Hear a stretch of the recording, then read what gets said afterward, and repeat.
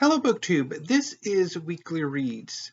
This week I've been continuing my Belle Redemption December. Last week I was 0-1 in Belle Redemptions. This week I improved to 1-2 in Belle Redemptions. I have one Belle Redemption achieved and 2 Belle Redemption rejections.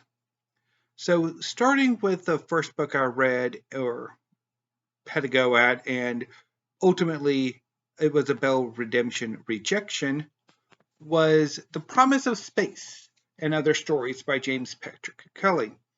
This is a collection of science fiction short stories published over the past few years. I had my first go at this book or this collection shortly after it came out in 2018 and bailed shortly within the second story. This time around, I made it quite a ways through. I made it about halfway through, and before I ultimately decided to bail once again. And I bailed for two reasons. For one, the stories I read on Saturday, I actively hated, and I dreaded starting this back up on Sunday. So I dipped into the later stories after the biggest, and I just know. So this is a Belle Redemption rejection, and I actively hated nearly every story I read, starting with the title story, The Promise of Space, which is about an astronaut who is in a assisted care facility due to Alzheimer's-like symptoms caused by being in space far too much. In order to help with his memory, he is using an augment and captures. And it's basically a conversation between him through his augment and his wife, who was a science fiction writer. And the story doesn't work. You take away the science element, it's just a conversation that really doesn't go anywhere. And the second story, the one I initially bailed on, which is The Chimp of the Popes. The Chimp of the Popes. I constantly keep forgetting the exact ordering of that title. Is about a troop of uplifted chimpanzees who are tasked by humans who have since digitized themselves. They've basically ascended into a digital space to care for a remnant population of nearly immortal humans who have elected either to not ascend or who are mentally disabled or mentally ill. And the particular story is centered on a care facility for mentally ill humans. Some of them are largely incapable of caring for themselves, and others are, but with delusions and what have you. And the story centers around the arrival of a patient who claims to be Pope. And he has the accoutrements. Is he insane? Is he in some fashion or other the last Pope? Doesn't quite, I don't know. And the conflict is largely the troop of chimpanzees trying to figure out what they want and care for their humans, while the humans through this Pope are becoming more religious, while one of the number who worked on the Ascension Project basically finally elects to go and be ascended. And the ending just comes out of nowhere and doesn't really work. And then there are two stories that are incredibly similar, where a couple on the outs, one of which they're trying to rekindle the relationship, and the other one they've already broken up. The husband has an encounter with a past version of their spouse. And in one story, the wife also has an encounter with a younger version of her husband. And it's like, what? What? And the, what is it?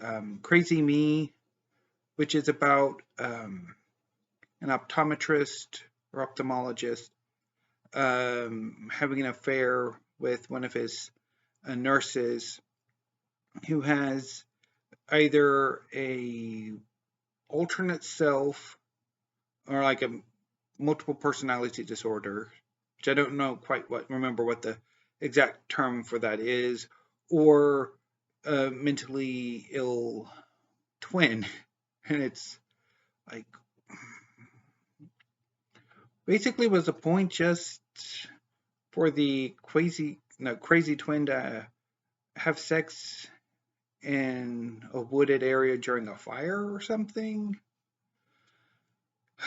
Anyway, so the one story that I didn't actively hate was Declaration, which I thought had a fairly good opening. It's about a group of students who are taking an augmented or virtual reality class, who have to sort of do a project in both virtual and real space to graduate. A number of the students in this group are nearly permanently sort of within a virtual space, while the others are primarily in the real world. And so the point is to try to change things for those who would prefer to just be uploaded, to spend their lives in a virtual space rather than being forced to, for a few hours, be in real space. And the ending, just one of the characters' choices kind of comes out of nowhere. The whole revelation about the purpose of this little revolutionary makes no sense. It's like no idea how to end it, and that was the worst you could come up with. Anyway, I really did not like this book at all. I will not be giving a second Bell Redemption to this. The next time you see this book, it will be probably in an unhaul video, unless I do a book library tour before then. But this book is definitely on its way out of my collection. Anyway, so the book that I did redeem was Wonderland by Stacey D'Erasmo. This is the story of Anna Brundage, a musician who is on her comeback tour. She made a splash a few years previously and faded out, and this is her comeback tour. So part of the narrative is the story of her comeback tour in Europe. The other half of the narrative is composed of a series of flashbacks to her childhood, her youth, her earlier tours, and relationships. So I initially selected Wonderland for my America 20 project, which was a reading project I wanted to do in 2020 to, I guess, try to better love or come to terms with literary fiction or something. And it did not turn out very well at all, given that I think about all of them I bailed on, but two, at least on the initial reading, I did finish this one. But anyway, so I picked Wonderland because I'd previously read The Art of Intimacy by Stacey D'Erasmo, and I rather liked it. The Art of series are a series of writing books that look at various aspects of writing, and it's mostly literary criticism than it is, writing advice. But I rather liked it, and I wanted to try out Stacey DeRosma's fiction. So I selected her most recent work, Wonderland. So when I first had a go at it in 2020, I barely made it out of the first chapter. I didn't like the opening. I was rather bored. But then I think last year I had another go at it, and I made it a little bit further. I made it about 50 pages in, and while I thought there were some very pretty, beautiful passages, um, that I was rather bored. And I think largely, though I did finish the book this time, um, it's rather boring, I think. It didn't quite work for me. Again, I thought the strongest aspect of the novel are the passages that are filled with beautiful prose, especially the chapter where Anna's working on her second album at the French Chateau. That's a glorious chapter. The chapter where she has to take a break from the tour to return to the United States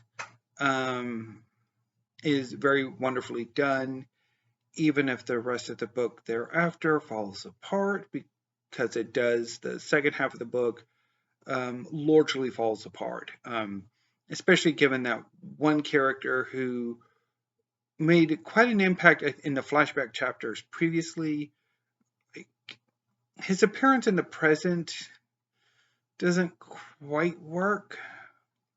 And I'm not entirely sure how I don't know it. Because Anna doesn't really seem to change. So where exactly this relationship in the present isn't exactly working, or might work, might not,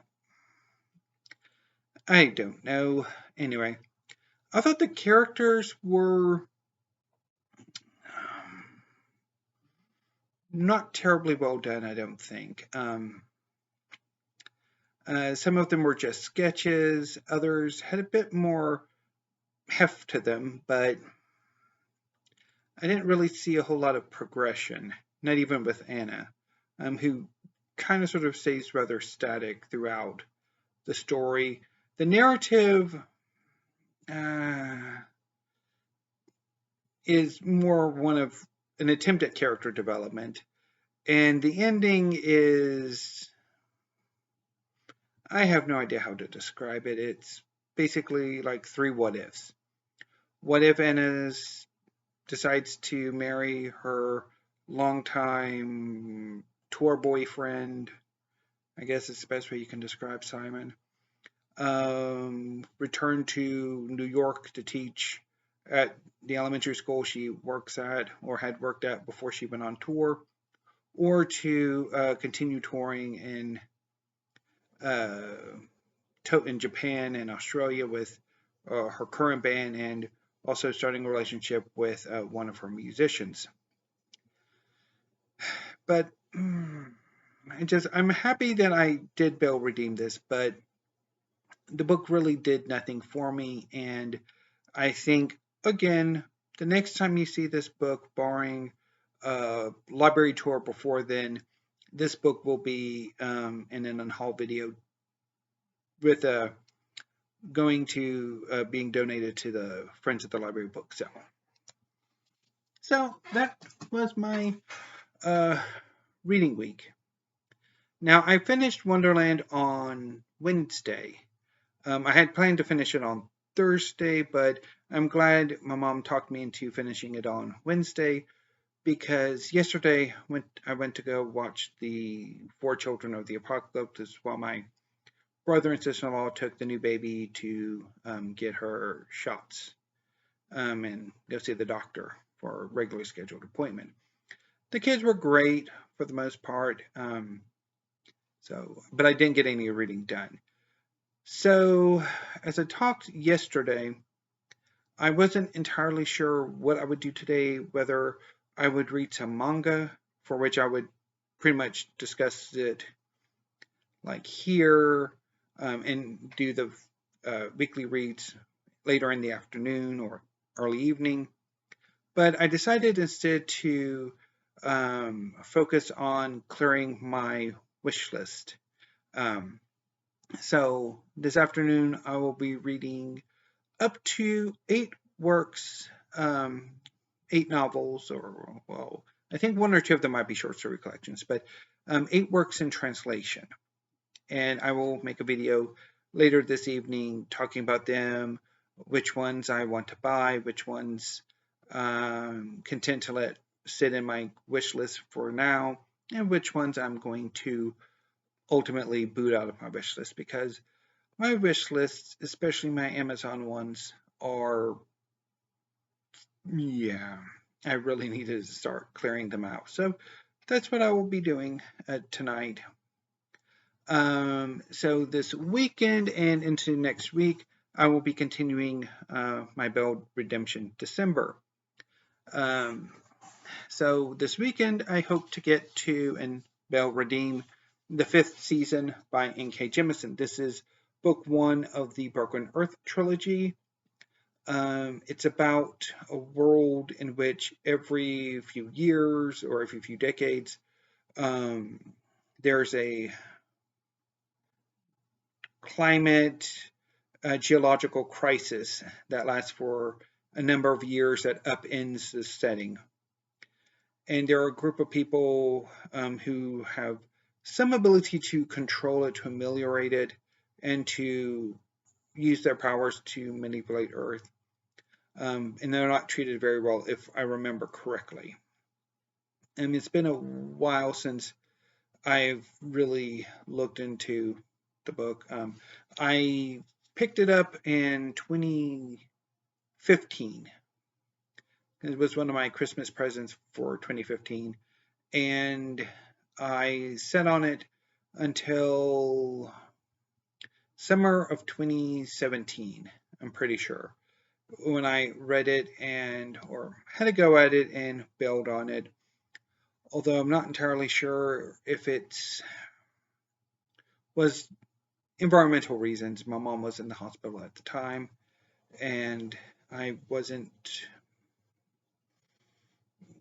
well, even though I sometimes have some pretty good reading periods when like these things happen, but this time not so much. I don't know if it was the circumstances or just I don't really get on with N.K. Jemisin's writing, which is true. I don't really get on with N.K. Jemisin's work.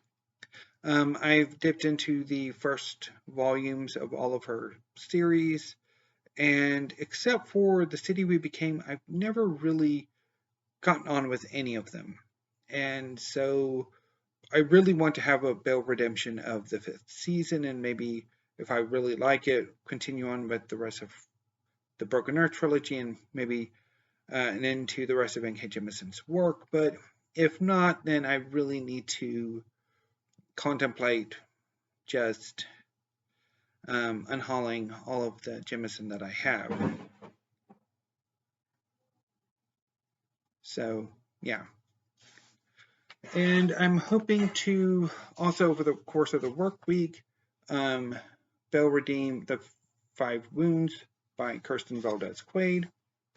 This is a novel that came out last year that I picked up this year and bailed on it earlier this year, largely because I couldn't stand the main characters, one of whom is a rather shiftless young man, or no longer young man, who's a lazy bum, whose uncle decides to try to make something of him by initiating him in a religious community that for Easter reenacts the crucifixion, and his daughter who's gotten herself pregnant.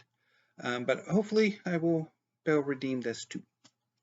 And if not, then I'll probably read some, like, dip into my cookbooks, read some poetry that I've hauled or some manga. So anyway, BookTube, there might be a bit of a crisis going on right now, so I'm going to sign off for now. So I will see you later this evening with a clearing my wish list. So until then, thank you, have a great afternoon, and stay safe.